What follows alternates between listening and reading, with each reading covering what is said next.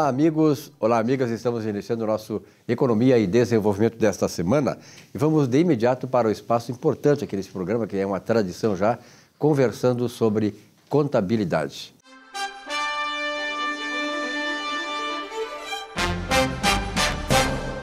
E nesse espaço, o professor Salésio D'Agostinho. Professor, obrigado pela sua presença uma vez mais. Estamos à disposição. Tá, tranquilo. Parabéns aí, porque eu sempre tenho um certo retorno muito grande em relação ao programa e o pessoal gosta muito desse espaço, mesmo não sendo contador, porque é como a gente fala aqui, né, Salésio? A contabilidade é fundamental nas empresas. Se uma empresa não tem uma contabilidade eficiente, boa, organizada, que saiba trabalhar as questões das empresas, né, e sobretudo a questão de fisco e tal, a empresa certamente não vai dar certo. A empresa boa, a empresa que prospera, que se consolida no mercado, é aquela que tem bons profissionais na área de contabilidade. Parabéns. Então, olha aqui, ó. O Jerônimo Casagrande, que é daqui de Porto Alegre, fez uma questão aí pela internet, pelos teus contatos. O que fazer para distribuir os lucros sem que haja incidência do imposto de renda na pessoa dos seus sócios, se a empresa optar em pagar o imposto de renda pelo lucro presumido? E aí? Muito bem, veja só. Jerônimo, lucro presumido é um regime tributário, ok? Então, a pessoa jurídica ela tem opções para pagar o imposto de renda, né? Ou é através do lucro real, ou através do lucro presumido, ou através do simples, né? Ou através mesmo do lucro arbitrado. Então, o empresário escolhe a forma que ele quer pagar o seu imposto de renda. Evidentemente que ele vai optar pela melhor opção. É isso? O lucro real é o resultado efetivo gerado através de todos os atos que ele for praticar, né, ou que ele praticou. É isso? O lucro presumido, como o próprio nome diz, é uma presunção. O Estado, né, o governo, a União, estabelece que, de acordo com a atividade desenvolvida pelo agente econômico, né, estabelece um percentual sobre o faturamento, que é a presunção do lucro, né? E de acordo com a atividade que ele está desenvolvendo, a presunção, então, é estabelecida na lei. Então, pela presunção, então estabelece lá que revenda de combustível, o lucro presumido é de 1,6%. Na atividade de comércio e indústria, o lucro presumido é 8%. Nos serviços de locação de bens e imóveis é de 32%. Enfim, de modo geral, essa é a regra. Ou seja, o Estado estabelece o lucro máximo que o agente econômico vai pagar, né, de acordo com a atividade que ele desenvolve. Muito bem, se no lucro real for maior que a presunção, evidentemente que ele vai optar pela presunção. E aí surge um problema, é o seguinte, bom, então, se eu tenho o lucro presumido, eu posso distribuir o lucro presumido aos sócios, né, sem a incidência de tributo sobre essa distribuição? Hoje, sim, pela legislação atual. No momento em que você tem o seu lucro presumido, não é isso? E aí, através desse lucro presumido, desconta o imposto que incidiu sobre esse lucro, que é o imposto de renda, contribuição social, PIS e a COFINS, o líquido você pode distribuir aos sócios sem a incidência do imposto de renda. Mas a pergunta que surge com frequência é: mas se o meu lucro contábil for maior que o lucro presumido, o que é que eu faço? Muito bem, lucro, aí já não é sistema tributário. Aí lucro é o aumento do teu patrimônio gerado através da tua atividade econômica, não é isso? Quando a receita é maior que as despesas, você tem lucro e esse lucro faz com que o teu patrimônio aumente. Ora, se aumentou o patrimônio e o teu lucro é superior ao lucro presumido, o que é que tu tens que fazer? Comprovar que este lucro contábil é maior que o lucro presumido. E como é que tu faz isso? através da manutenção dos registros contábeis. Tu só podes distribuir o lucro contábil quando tu comprovares junto à Receita Federal, né, que o lucro efetivo é maior do que a presunção de lucros. Para isso, tu tens que ter o quê? A tua contabilidade. Tu tens que gerar o teu patrimônio para fazer esta comprovação.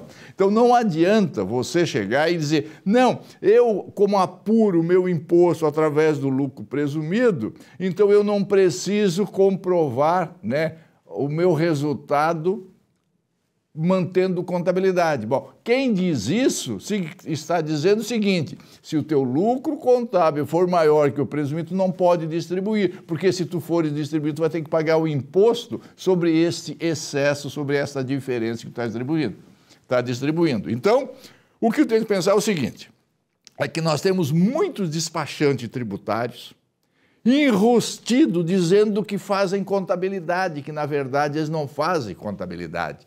Quando contabilidade foca no patrimônio. Quando o escritório diz que é de contábil, ele está dizendo o seguinte, nesse escritório nós registramos todo o ato que o gestor pratica para apurar o seu patrimônio, para verificar se esse patrimônio aumentou ou diminuiu e comprovar isso. Ok? Então deu para entender? Lucro presumido é uma forma é um regime tributário, é uma forma de pagar o tributo. Se o teu lucro contábil é maior que a presunção estabelecida por lei, tu tens que comprovar. E se tu comprovares, tu pode distribuir sem haver a incidência tributária sobre essa diferença. Entendido? Só porque eu chamo a atenção por um detalhe. É que toda pessoa jurídica, não importa o regime tributário que ela adotar, se é o regime do lucro real ou do presumido, não é isso? Ou do simples, porque o simples também obedece à mesma sistemática. Através do simples também é uma forma de tributação e que tu pode distribuir o resultado através do simples também, quando tu tributares pelo simples. Só porque há um detalhe, que tu só pode distribuir lucros se tu não se não tiver dívida com a União e com a Previdência Social, com as suas autarquias. Porque se tu tiveres dívidas com a União, com a Previdência Social e demais autarquias da União, essa distribuição indevida vai te gerar uma multa de 50% do valor distribuído. Então, o que tu tens que fazer é o seguinte, antes de fazer a distribuição, tenha a prova de que tu não deves para a União, para não ter um problema futuro. Porque você sabe que todos os anos as pessoas jurídicas informam para a Receita Federal, seja através da DIRF, seja através da ECF, o quanto foi distribuído de lucros aos seus sócios. Se tu tiveres dívida lá na União e com esta informação, a lei diz, tu não podes distribuir lucro se tu deve para a União. Se tu distribuísse o lucro, tu vai pagar uma multa correspondente a 50% do valor distribuído. Então, muito cuidado.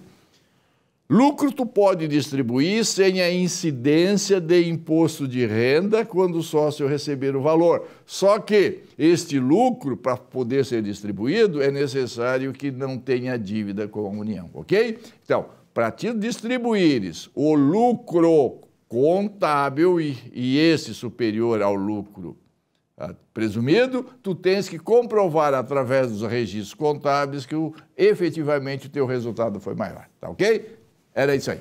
Oh, que beleza, eu acho interessante. Isso é uma coisa importante porque tem muitos empresários que nem sabem, nem têm conhecimento disso, desses detalhes que acabam trazendo compromisso e comprometendo, né, a própria saudabilidade da empresa. Né? E é verdade, só para registrar, que o lucro presumido foi instituído no Brasil em 1943. Vê que já faz 80 e tantos anos, ok? Que esse regime foi instituído no Brasil e mesmo assim as pessoas ainda têm dúvida da maneira da distribuição. 8 décadas de dúvidas. Exatamente. Salésio, um grande abraço, parabéns aí pelo trabalho. É isso aí, continue mandando as perguntas que, na medida do possível, estamos aqui para respondê-las. Até a próxima. Até a próxima.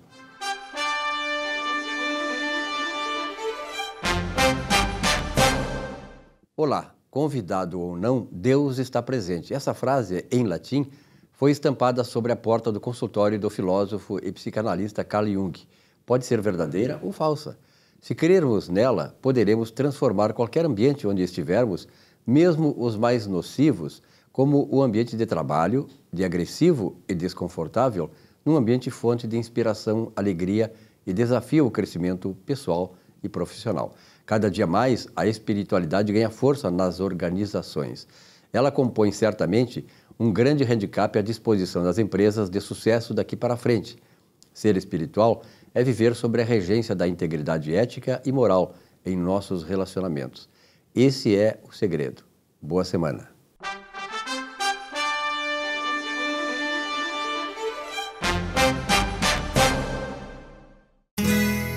Ser gaúcho é preservar as tradições, é valorizar a educação e acreditar que um futuro melhor nasce nas páginas de um livro.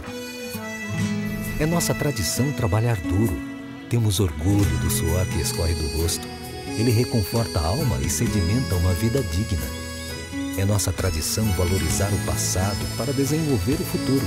CMPC Celulose Rio Grandense. Desenvolvimento é a nossa tradição. Um show de humor gaúcho sem palavrão e com muita alegria e interatividade. Zurba Fagundes. Mais de 300 espetáculos no Rio Grande do Sul, Santa Catarina e Paraná, nos melhores palcos do Brasil. 2 vezes finalista no Festival da Mentira de Nova Brécia. Atração no Show do Tom. Programa Silvio Santos e Ana Hickman. Teatro, congressos, encontros, jantares, brigas de casal e bocas livres em geral. Zurba Fagundes. Diversão garantida ou seu mau humor de volta. Contrate esse artista gaúcho antes que ele morra de fome.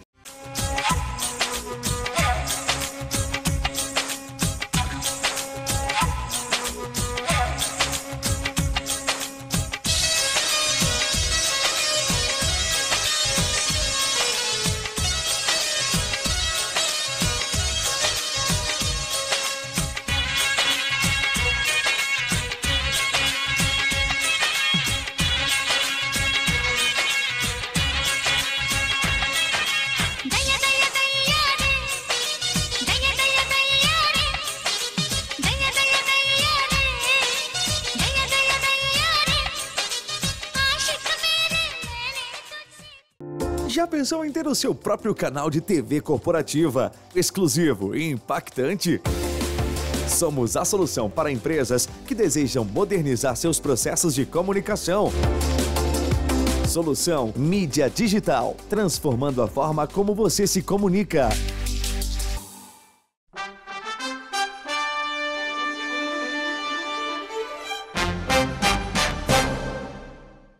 Olá, meus amigos e amigas. No Saiba Mais sobre seus direitos, hoje eu gostaria de trazer o tema da incapacidade temporária ao trabalho, o antigo auxílio-acidente ou auxílio-doença.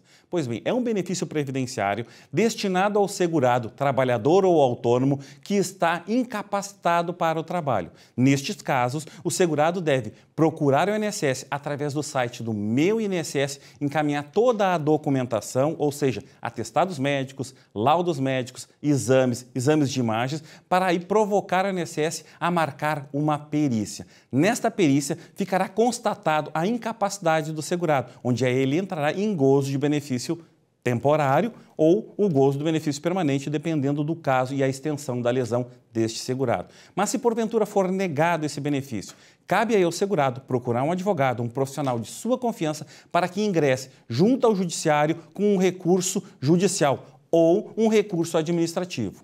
Conseguindo aí, neste caso, o benefício previdenciário, poderá o segurado ficar em gozo de benefício. Na cessação desse benefício, poderá o segurado, se constatado que ainda se permanece a questão da incapacidade dele, fazer um pedido de prorrogação. O que é isto? É pedir para que o benefício seja mantido até que ele tenha a franca e total restabelecimento da sua capacidade laborativa. Essa é a dica de hoje. Muito bem, o nosso encontro agora é com a Úrsula Petrilli Dutra Cristina, que já é parceira aqui do nosso programa, né? E a Úrsula teve uma semana, olha, movimentadíssima. Nós temos aí a Feira do Livro, houve uma palestra dela também nessa semana. No final de semana teve a Feira do Livro, o lançamento do livro dela, mais um livro da Úrsula, que é Gratidão, Traga-nos Mais. O salto quântico para a quinta dimensão. Nós já falamos um pouco sobre o livro, mas nunca é demais tratar desse assunto, que é um assunto extremamente importante. Mas, Úrsula, obrigado pela tua presença. Eu que agradeço mais uma vez a presença aqui. Parabéns, fiquei sabendo, a palestra, tem bastante pessoas querendo te ouvir. Tu falaste lá sobre permita-se viver plenamente. Isso. Qual é o resumo daquilo? O resumo foi o seguinte... Na realidade, eu palestrei junto com mais 3 autores do Clube Autores do Brasil. E nós trouxemos, então, cada um sobre o aspecto de seu livro. Então, todos lançaram seus livros, né, na Feira do Livro. E eu trouxe a prática da gratidão como uma ferramenta para a gente conseguir se permitir a viver plenamente. Né? E o resumo que eu trouxe, assim, na realidade, todos nós já temos uma vida plena. Eu fiz até essa pergunta na palestra. Quem aqui tem uma vida plena, né? E já respondi, eu sei que todos vocês já têm uma vida plena. A grande questão é o nosso olhar para a nossa vida, é o nosso se permitir a viver plenamente. E aí, quando a gente traz a lente da gratidão, o enfoque da gratidão, a gente consegue ver a beleza da vida, a gente consegue ver a plenitude. E, em contrapartida, quando a gente traz a reclamação, a gente inviabiliza se permitir, né? bloqueia tudo isso, a plenitude da vida, bloqueia. Não tem como tu se sentir pleno no momento em que tu olha só para os problemas e tu imagina que não tem solução. Né? É interessante, né, Úrsula? Eu já praticamente li o teu livro e realmente esse tipo de assunto são assuntos da área comportamental do ser humano, né? São da nossa natureza. E muita gente, como tu disseste, não sabe ver esse potencial que ela tem e desenvolver. Veja bem, nós somos uma sociedade, eu sempre digo o seguinte, nós temos normas sociais e as regras de mercado. Já falei isso aqui nesse próprio programa. As normas sociais, basicamente, a gratidão é um dos fatores fundamentais das normas sociais. É através da gratidão que nós alçamos, né, o pódio ou não. É através da gratidão que nós mantemos ou não relacionamentos. Exato. É através da gratidão, através da forma de nos relacionarmos, e a gratidão é um potencial maravilhoso nisso, é que nós conseguimos ter relacionamentos sadios ou não. É verdade. É essencial isso, é perfeito.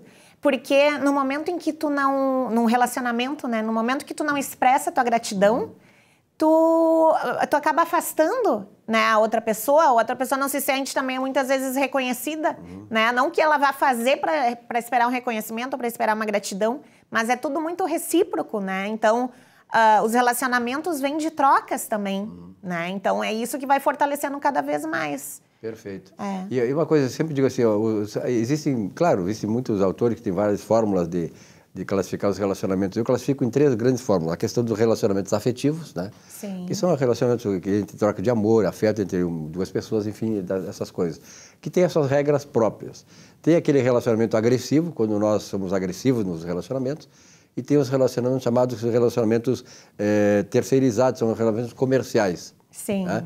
Tu pode até não gostar de uma pessoa, mas tu pode negociar com essa pessoa.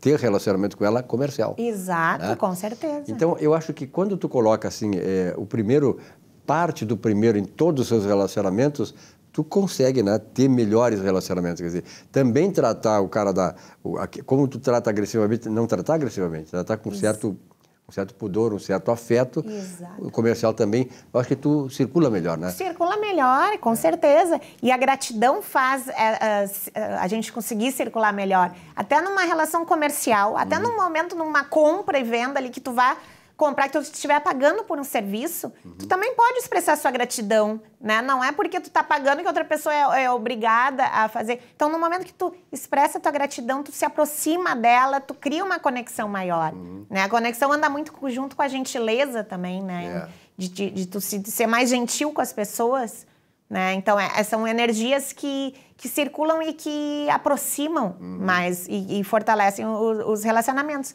Que é o oposto quando tu é agressivo, né? E normalmente a pessoa que é agressiva, ela é uma pessoa que, de certa maneira, ela não progride na vida, ela não é feliz, né? Porque atrás desse comportamento, atrás das relações pessoais, é que você vai medir exatamente se você é ou não é feliz. Porque nós somos felizes enquanto nós olharmos para o outro como uma alma como nós. Exato. Né? Então é importante isso. Nesse teu livro tu colocas muito bem essas questões, né? Porque a questão comportamental nas organizações, e até eu sugiro aí também aos empresários levar a Úrsula para a palestra dentro das empresas, porque é importante levar essas questões, né? Tem muita gente que até nem sabe disso, não tem essa percepção. Não tem. E agora tu falaste uma coisa que eu me lembro muito e é algo que eu pratico internamente, que é assim, ó, que é uma frase de muito efeito para mim, que é assim, ó, quem é feliz não agride. Então, assim, ó, se a pessoa tá ali agredindo, é porque ela não tá feliz internamente. Então, e quando eu faço esse exercício, bom, se ela tá ali, tá agredindo, tá falando, né, palavras grosseiras, né, eu tô sabendo que ela não tá feliz. Então, eu consigo praticar esse olhar, né, consigo ter essa empatia e não me afetar tanto com isso. Né? Porque a gente tem que ter um amor próprio, uma autoestima e saber também quando alguém está nos agredindo, aquilo que a pessoa está falando não necessariamente é verdade, né? Então, e a gente daí consegue reverter isso e conseguir manter até um relacionamento. Agora, quando a gente desenvolve essas questões do amor, do afeto, né? Eu nunca esqueço do livro, de um filme chamado Love Story. Love Story marcou a minha geração e tal, né? É um filme espetacular, eu sugiro quem quiser poder assistir o Love Story. E o autor do Love Story, ele tinha uma frase que ele colocou no livro que eu nunca esqueci, que é uma coisa que vem muito em relação a essa questão de tu ser grato, de tratar as pessoas com afeto. Ele dizia o seguinte: amar é nunca ter que pedir perdão. O que significa, na verdade, isso? Quando tu ama a pessoa, que tu não agride, tu não vai precisar pedir perdão pela agressão que você não vai dar para ela. Exato. Uma agressão que tu não vai fazer com ela. Então, o amor tem essa transcendência, né, que é muito do ser humano, né? Mas a gente precisa ser muito despojado para praticar isso, né? Exato. E agora eu lembrei de uma outra frase, eu não vou saber dizer exatamente, tá? Mas a ideia é mais ou menos essa, que é do Mário Quintana. O amor é lindo, ou o amor nos transforma no melhor que podemos ser. É algo assim, que quando a gente ama alguém, nós nos transformamos no nosso melhor. Amar o outro é se amar a si próprio. Exato. Né? É valorizar o amor a si próprio. Né? Então é por isso que as pessoas que desenvolvem bons relacionamentos, que colocam essa questão do afeto, que colocam, o Carl Jung tem uma parte que ele fala, o psicólogo e filósofo, grande psiquiatra e tal, ele dizia o seguinte, que na verdade, né, quando nós olharmos para uma outra pessoa, não olhemos para essa pessoa enquanto matéria, olhemos enquanto alma, porque ela é a nossa expressão também. Ah, que lindo. Né? Então isso aí identifica a questão do tu olhar para a pessoa, tu vê a alma dela. Exato. Porque ela é teu próprio reflexo na vida. Então é importante essas questões que tu traz. Parabéns pelo livro, né? Esse livro está disponível onde, Úrsula? Ele está disponível lá na feira. Ele estava na feira, né? Nas bancas, ali estava da Livraria Milenar. Que essa Livraria Milenar, ela é em Viamão. Sim. Tá? Eu também consegui colocar, ele tá na Amazon, que daí é de fácil acesso. Fácil acesso. E diretamente comigo também no Instagram. Perfeito. Mandando um direct ali, dá para... Qual é o Instagram teu? É Reconduza por Úrsula. Tá, Reconduza por Úrsula. Isso. Úrsula, muito obrigado, parabéns. Voltará sempre, tu tens o espaço aqui à tua disposição, né? Porque, na verdade, o programa, além de tudo, além de falar sobre economia e tal, não adianta nós sermos economicamente poderosos, termos prosperidade e abundância financeira se nós não formos felizes. Exato. E a felicidade está muito calcada nessa questão dos comportamentos relacionais. Né? E a gratidão é uma das bases disso. É verdade. Então, um grande abraço e até a próxima. Tá, gratidão, até a próxima. Tá bom, um rápido intervalo e já voltamos com o nosso Economia e Desenvolvimento. Até já.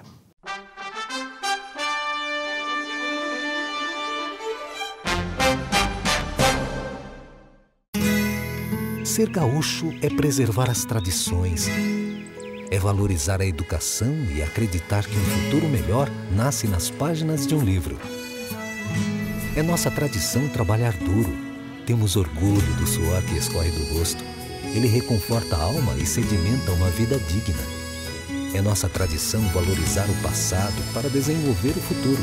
CMPC Celulose Rio Grandense. Desenvolvimento é a nossa tradição. Um show de humor gaúcho sem palavrão e com muita alegria e interatividade. Zurba Fagundes. Mais de 300 espetáculos no Rio Grande do Sul, Santa Catarina e Paraná, nos melhores palcos do Brasil. 2 vezes finalista no Festival da Mentira de Nova Brécia. Atração no Show do Tom. Programa Silvio Santos e Ana Hickman. Teatro, congressos, encontros, jantares, brigas de casal e bocas livres em geral. Zurba Fagundes. Diversão garantida ou seu mau humor de volta. Contrate esse artista gaúcho antes que ele morra de fome.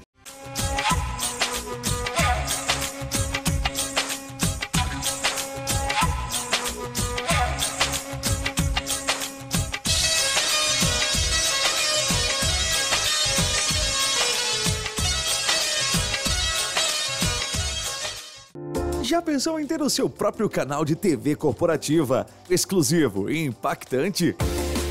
Somos a solução para empresas que desejam modernizar seus processos de comunicação.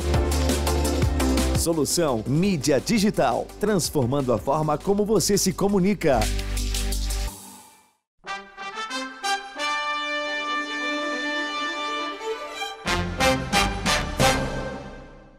Bom, a questão do mercado imobiliário sempre é uma coisa que interessa a todos nós, é uma coisa importante nas nossas vidas, né? Na família, na vida de cada um de nós. Então, o Dr. Gustavo Bernardi é especializado nessa questão. Bernardi, obrigado uma vez mais pela tua presença. Tem uma questão aí da prefeitura aí que está pensando da isenção do IPTU para as famílias de baixa renda, é isso? Verdade. Segunda-feira foi a sanção ao prefeito municipal de Porto Alegre de uma lei que promove aí a isenção dos tributos de IPTU e taxa de coleta de lixo para as residências enquadradas em interesse social. O que é residência em interesse social? Via de regra, Silvio, os empreendimentos fazem um pré-enquadramento dentro do município. Existe uma série de empreendimentos que já nascem com interesse social, né? Então, para esses casos, via de regra, conjuntos habitacionais, né, loteamentos de interesse social, realocações muitas vezes, de determinadas vilas em conjuntos habitacionais, né? Então, esses empreendimentos, a prefeitura pretende dar a isenção tributária do IPTU e da taxa de coleta de lixo. Muito importante essa isenção, Silvio, porque muita gente não consegue, principalmente o pessoal de baixa renda, não consegue pagar o IPTU. Chega no final do ano, a prefeitura manda a protesto essas dívidas ativas e as pessoas ficam negativadas, né? Ficam absolutamente negativadas, né? Então, esse benefício permite com que você, enquadrado num empreendimento de interesse social ou numa moradia de interesse social, porque o direito individual também vai prevalecer, permite com que lá o seu condomínio, o seu loteamento, vocês possam se organizar, levar isso até o síndico, até o administrador deste loteamento e pleitear junto ao município a isenção fiscal para todo o empreendimento, para todo o loteamento, para todo o condomínio. Mas isso também permite que, se você conseguir enquadrar a sua residência como uma residência de interesse social, você também consiga individualmente a sua isenção de IPTU e taxa de coleta de lixo. E olha só um detalhe importante da lei, Silvio, né? Claro, ela ainda tem que ser levada à sanção, então eu não posso confirmar que ela vai ser assim, né? Mas é muito interessante porque há um benefício retroativo. Você consegue anular eventual débito de anos anteriores, né? Perfeito. Que bom. Então é um benefício muito interessante. Há uma ressalva aqui que eu gostaria só de deixar, que é a isenção também da taxa de coleta de lixo. Porque o que acontece? O lixo vai continuar sendo recolhido, né? E a gente isentar totalmente a taxa de coleta de lixo talvez vá causar algum impacto no volume de recursos necessários para bancar esse serviço aqui no município de Porto Alegre. Mas é uma iniciativa interessante, ela é pioneira, né? Porto Alegre é uma das primeiras cidades a criar esse benefício e eu acho que ele vai ser bem relevante para uma classe, para um conjunto de pessoas que realmente é necessitado, viu, Silvio? Na verdade, nós vivemos um período assim que o IPTU realmente pesa, né, para as famílias, né? No momento em que as pessoas certamente perdem emprego, a renda não aumenta, né, na medida que deveria e tal, é importante. Mas tu falaste a questão de medidas diferentes, medidas importantes, né, medidas pioneiras, né? Pelotas está adotando lá o chamado domicílio tributário eletrônico. É uma medida pioneira também. Muito né? interessante, muito interessante. Pelotas está criando uma sistemática, como se fosse um aplicativo em que o contribuinte se cadastra ali, né? E cria uma comunicação direta entre o contribuinte e o município, e o fisco municipal. E veja só que interessante, Silvio, ela produz descontos progressivos em IPTU, podendo chegar agora no ano de 2024 até 14% de desconto no IPTU do ano de 2024. Mas mais do que isso, eu queria chamar a atenção porque é uma medida de eletrônica, uma coisa nova, né? Uma nova forma do contribuinte se comunicar com o município, com o fisco, com o Estado e permite que você postule lá devolução de impostos, compensação, guias de tributo, enquadramentos de serviços, é muito interessante. E funciona da seguinte forma, você vai criar um perfil dentro desse aplicativo, dentro do site do município de Pelotas, você vai certificar esse seu cadastro e você passa a ter ali uma comunicação direta, né? Para o bem e para o mal, quer dizer, se o município quiser lhe autuar por alguma coisa, vai ser por ali, mas se você quiser pleitear algum benefício fiscal, vai ser por ali também, se você quer pleitear alteração de endereço fiscal, é por ali também, se você quer pleitear eventuais compensações tributárias, é tudo por ali. O que chama a atenção é que é um município aqui do interior do Rio Grande do Sul que traz uma novidade muito interessante, né? E a gente já vê diversos outros municípios, né, tentando copiar isso, né?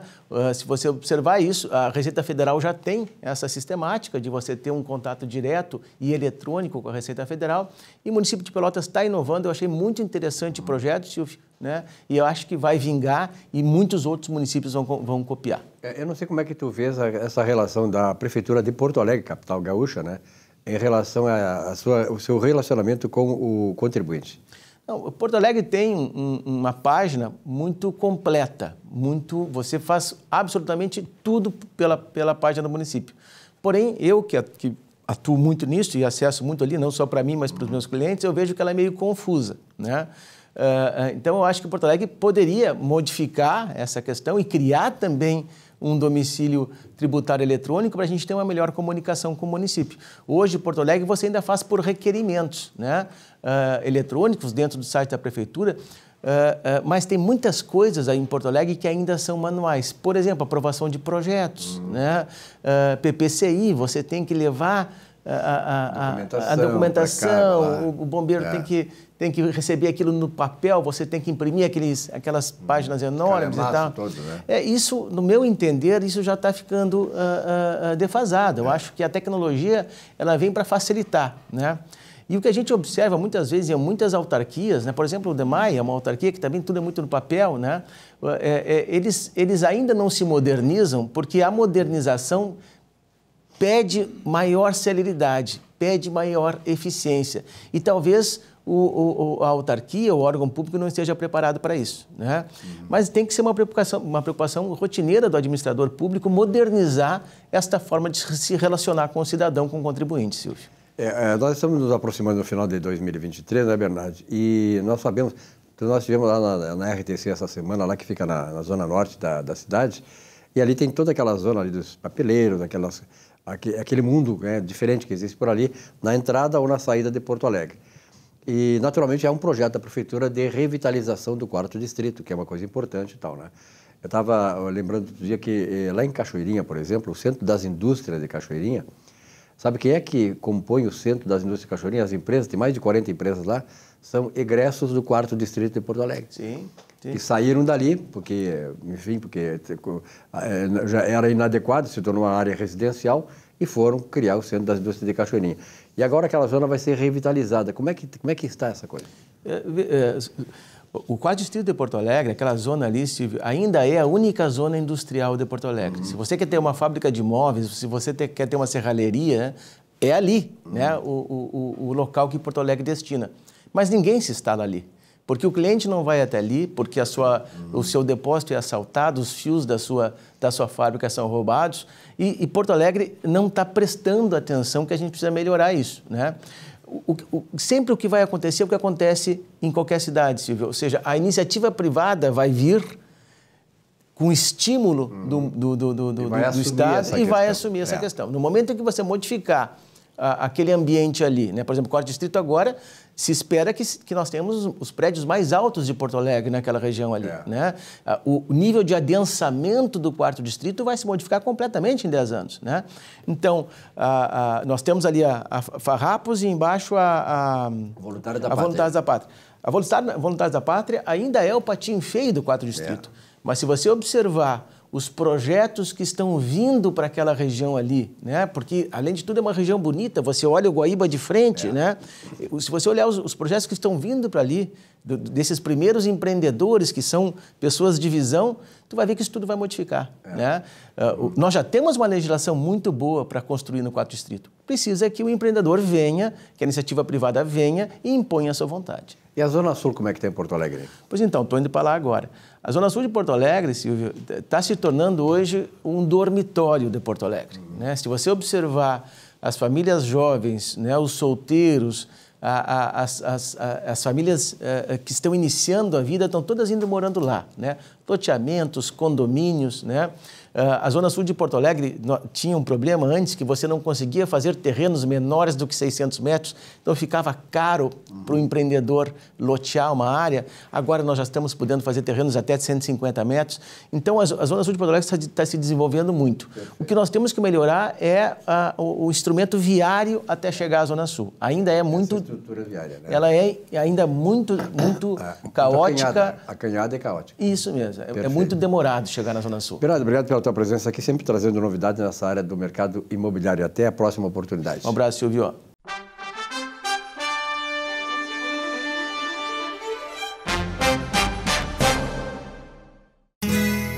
Ser gaúcho é preservar as tradições, é valorizar a educação e acreditar que um futuro melhor nasce nas páginas de um livro. É nossa tradição trabalhar duro. Temos orgulho do suor que escorre do rosto. Ele reconforta a alma e sedimenta uma vida digna. É nossa tradição valorizar o passado para desenvolver o futuro. CMPC Celulose Rio Grandense. Desenvolvimento é a nossa tradição.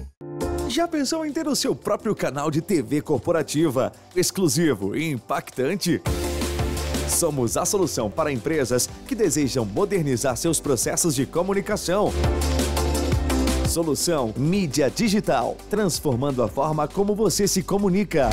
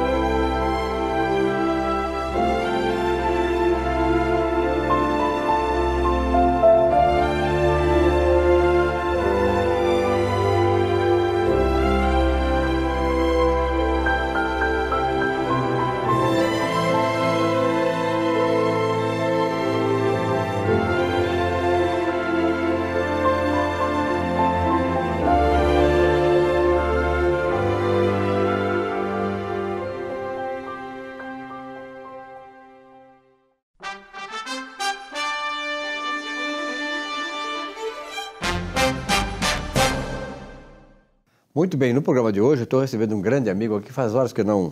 É só a gente ouve falar nele nos jornais, meios de comunicação, assim como ele ouve falar da gente também por intermédio dos meios de comunicação. Mas é importante esse contato, essa forma afetuosa como a gente se relaciona, isso que é o que vale mais do que qualquer outra coisa. Carlos Fetti, obrigado pela tua presença, Carlinhos. Grande prazer estar contigo, Silvio. Como tu falaste, eu tenho apreço, nós temos algumas afinidades de vida e temáticas nessa questão. Certeza. Economia e espiritualidade, a gente tem uma convivência muito grande com isso, né? Que beleza. Carlinhos, o Covid te afetou muito, né? Tu acabaste contraindo o Covid e tal, né? E agora tu está passando essa tua experiência de volta ao jogo. 36 dias de consciência em coma. Um livro que, de certa maneira, retrata tudo aquilo que tu passaste.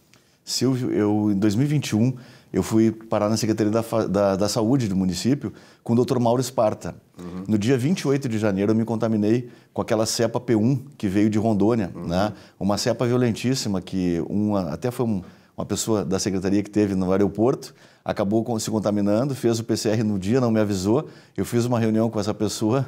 No outro dia eu comecei a sentir os sintomas. Dia 8 de fevereiro eu fui para a UPA da Zona Norte, tudo pelo SUS, né? Dia 9 eu fui para o Vila Nova. Dia 14 de fevereiro eu fui entubado. Até o dia 22 de março eu tive em coma. 36 dias. 36 dias. Então, assim, Silvio, é uma experiência extremamente diferente, porque ninguém me avisou que eu seria entubado. Então, eu fui entubado sem saber que seria, mas eu lembro do momento que eu fui entubado, mas não parei a atividade cerebral. E aí o que acontece? Quando eu falo 36 dias de consciência em coma, é porque esse meu livro, eu conto o antes da contaminação, o durante o processo e depois. Inclusive, eu faço uma narratória de 20 episódios do que eu vivi nesse outro plano, né? Como nós todos, eu sei que tu é espírito também, que nem eu, tu acredita em reencarnação, a gente tem um pouco essa visão, né, da vida, e eu acho que a gente passa para um outro plano de inconsciência, e a gente, como num sonho, a gente traz simbolismos e alegorias daquilo que a gente possa ter navegado. Então eu conto 20 episódios dessa vivência, que são assim, como minisséries de Netflix, vamos colocar assim, algumas concatenadas em série, algumas que voltam assim, mas como a minha memória disso é muito presente. Então eu acabei escrevendo isso para poder passar um pouco essa experiência e discutir essa temática com as pessoas, né? Tá. E me diz uma coisa, como é que volta o Carlos Fetti depois dessa experiência? Como é que volta para o jogo? Olha, Silvio, só para sintetizar assim, eu tive embolia pulmonar, eu tive falência renal dupla, fiz hemodiálise durante todo o tempo, tive que fazer cateterismo, eu tive trombose, eu tive uma bactéria O que tu não teve? Isso. E assim, ó, Silvio, e tu é economista como eu, a gente é muito matricial. Minha vida sempre foi uma vida muito material nessa questão de a gente poder planejar as coisas, né? Eu fiz um levantamento, de cada 3 pessoas entubadas, 2 pereceram. O tempo médio de intubação era de 7 dias. Eu fiquei 36 dias. É uma raridade, cara. Então, assim, eu me sinto muito privilegiado por isso, né? Mas eu brinco até uma situação. Deus me deixou nesse plano porque eu tinha que me preparar um pouco mais, essa possibilidade, me deu uma oportunidade de seguir, mas me deixou com uma mochilinha com os 3 paralelepípedos bem pesados. Nada que nós não consigamos dar conta, né? Porque eu tenho uma crença assim, cada dia eu me renovo. E essa ideia de escrever o livro é um pouco de poder repassar para as pessoas essa vivência, mas é um pouco mais. Eu acabei fazendo uma biografia e eu conto a minha vida, desde o nascimento, em ciclos de 6 anos, que eu tive 4 ciclos de 6 anos até chegar no meu casamento, né? Então eu acabo contando isso. Então eu espero passar uma mensagem muito bacana para quem puder ter a oportunidade de ler o livro. Mas tu continua na ativa cada vez mais, né? Sim. Eu estou secretário adjunto de Transparência e Controladoria do município, né? Uma área extremamente de renovação, inovadora. A gente trabalha ali com todos os canais de entrada de demandas da prefeitura também, desde o canal 156, o portal de transparência, a LAI, a Lei de Acesso à Informação. Nós temos agora o Omnichannel, um canal do cidadão, que nós estamos fazendo uma contratação nova. Então, a gente tem uma série, a Controladoria Geral do Município, a Corregedoria, né, a CGMUNI também está conosco, a Ouvidoria do município, então, o Meu Ouve, que é o canal. Então, uma secretaria que é dirigida por um jornalista, né, uma área que seria a área da controle interno, auditorias internas, mas o nosso secretário Gustavo Ferenci, ele é muito qualificado. Esteve aqui, Gustavo. E o Gustavo, ele tem uma facilidade de se colocar como jornalista na visão do outro. Então, ele pegou uma pasta árida, economia, contabilidade, administração, e converteu isso em produtos para que o cidadão possa tanto acessar quanto compreender as coisas que a prefeitura tem, né, e dispõe. A chamada compreensão empática, né? Quer dizer, ele compreende a coisa dentro de um contexto todo, né? É importante. Não, o Gustavo teve aqui, realmente um camarada preparado para isso, né? Mas, Carlinhos, quais são os desafios que tu tens agora? Porque tu passaste uma experiência, assim como tu disseste, de cada 3, 2 faleceram, né? 2 vieram a óbito. E tu foste esse quer dizer, esse privilegiado com isso. Na verdade, do ponto de vista espiritual, tu tens uma nova oportunidade de viver a tua vida e tal, e certamente, né, alguns conceitos, alguns parâmetros, né, acabaram, digamos assim, influenciando muito agora o teu modo de viver daqui para frente. Silvio, olha, eu vou te contar uma coisa. Eu já tinha bastante crença em Deus, a minha fé sempre foi muito forte, assim, e com essa vivência, eu vou te dizer que eu acessei realmente coisas no meu interior, assim, eu tenho procurado muitos estudos, né, estudos já por conta de ser maçom também, né, e o meu processo evolutivo, ele mudou muito. Eu passo a ser uma pessoa, assim, com outros valores. Eu acho que eu consegui ressignificar bastante a vida, assim, com algumas... da vivência. Tanto... tu vê só, Silvio, eu trabalhei 14 anos no Cindy Lojas, você me acompanha? Sim, claro. Desde aquela época, com 24 anos, quando ingressei. Depois eu passei um período e vou para a gestão pública, meu 14º ano de gestão pública. É a minha 7ª área pública, tu imagina assim. Então eu passei, fui diretor da Câmara em 2019 com a vereadora Mônica Leal na presidência, passei por Secretaria de Administração, passei pela Guarda Municipal, passei pela Secretaria do Meio Ambiente, passei pela Fundação de Assistência Social, que foi uma rica experiência, para terminar agora saúde e finalmente transparência. Então assim, é uma perspectiva muito legal. Eu sou uma pessoa que eu sou muito iluminada, eu digo assim, por ter tido oportunidades de ter uma visão multidimensional, assim, da vida material mesmo, né, dessa parte. E acho que essa experiência, ela me trouxe um legado, assim, de vida, que é poder ser mais, humanizar mais ainda o meu aspecto pessoal, assim, né. Na verdade, assim, eu acho uma ressignificação dessas coisas, né? E é bom que tu fale essas coisas, porque nós estamos num processo todo político no Brasil de destruir esses valores que são naturais do ser humano, né? O ser humano tem isso é inato do ser humano, essa questão que tu fala aí nós temos uma questão da gratidão, da afetuosidade, né, do querer o próximo, de amar o próximo e tal. E me parece que nós estamos no Brasil vivenciando um processo todo de degradação desses valores. Quer dizer, e isso impacta muito uma pessoa como tu, eu também me considero assim espiritualizado, porque na verdade nós estamos saindo daquilo que é da natureza humana. Nós estamos contestando a nossa própria natureza. E isso só pode nos levar a uma infelicidade. Silvio, tu pegasse o ponto assim que para mim é muito importante. A gente hoje vive um conflito de ideias, assim.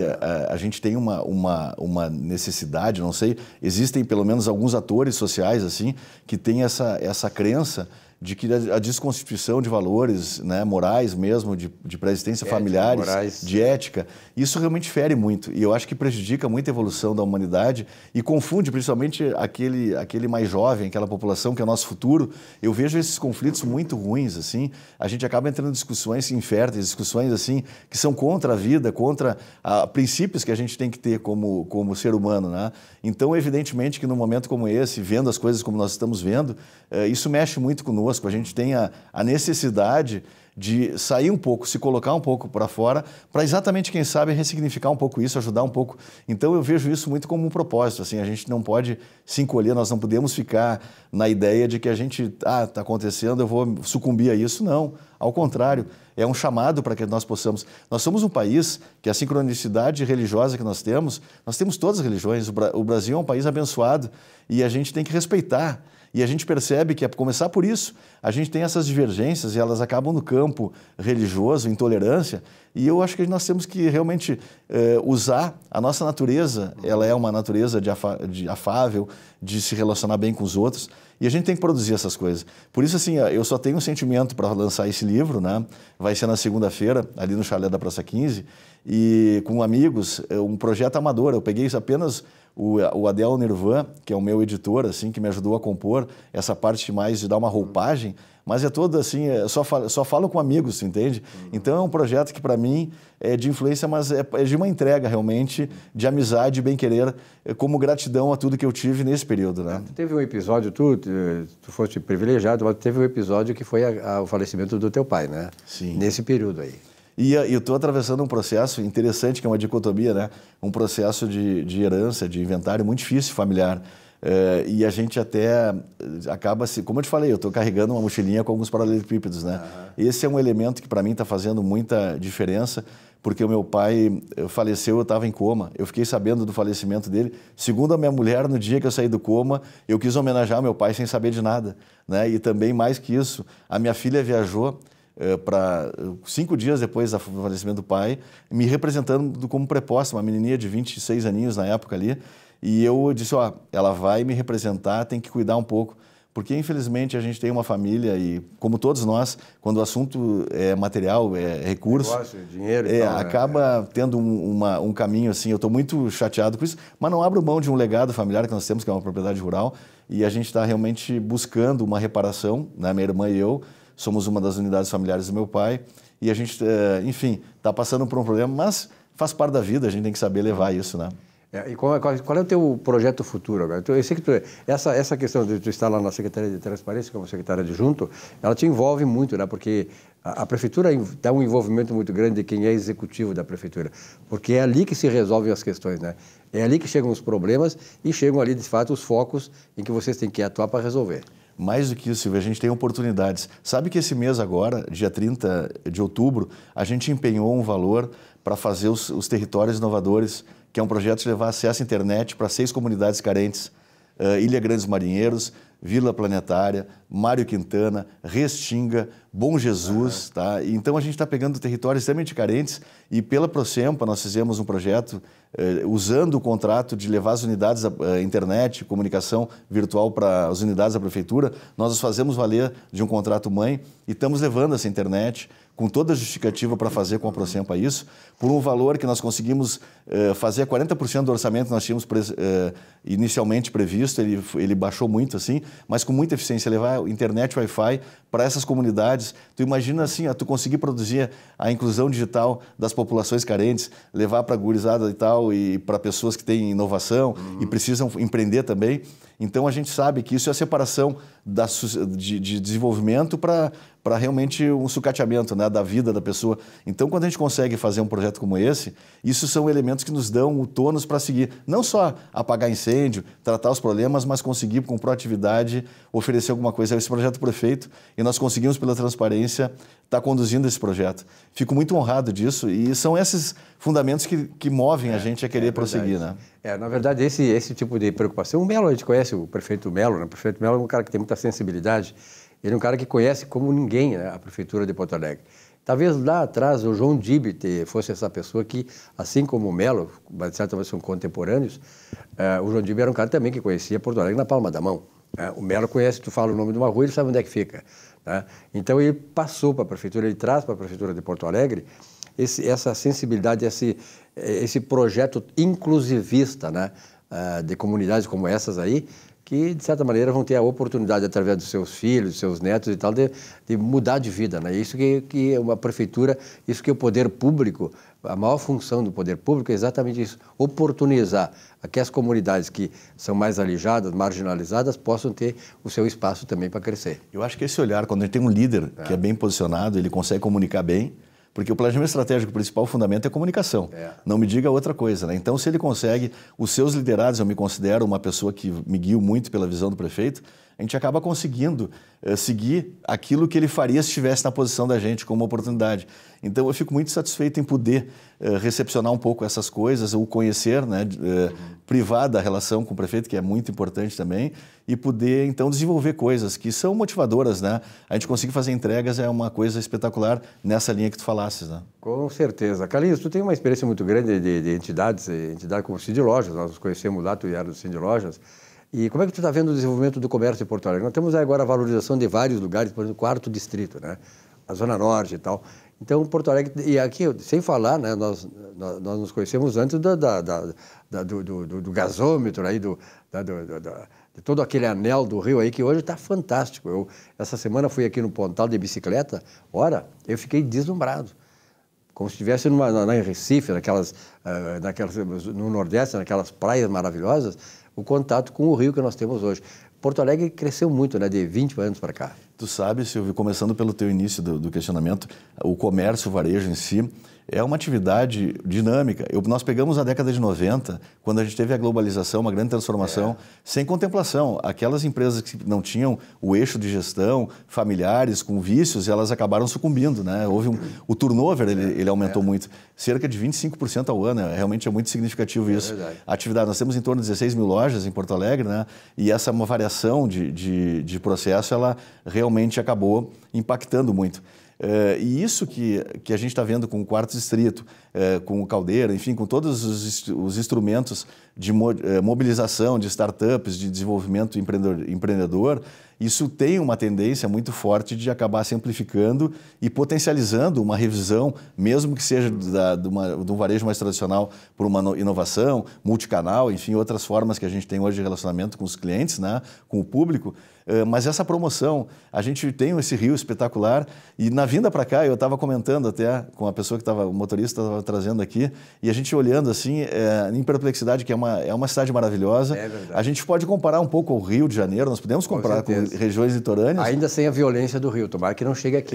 Isso é o aspecto que nós temos que realmente tentar não perpassar, mas muita felicidade com isso. Acho que Porto Alegre está num processo evolutivamente positivo, né? Carlinhos, muito obrigado pela tua presença aqui, virá mais vezes, eu acho importante um papo contigo, até porque tu desempenha um papel importante na administração municipal. Um grande abraço, parabéns e sucesso. Prazer estar contigo, Silvio, eu agradeço a oportunidade. Muito obrigado. A você, telespectador, obrigado pela audiência.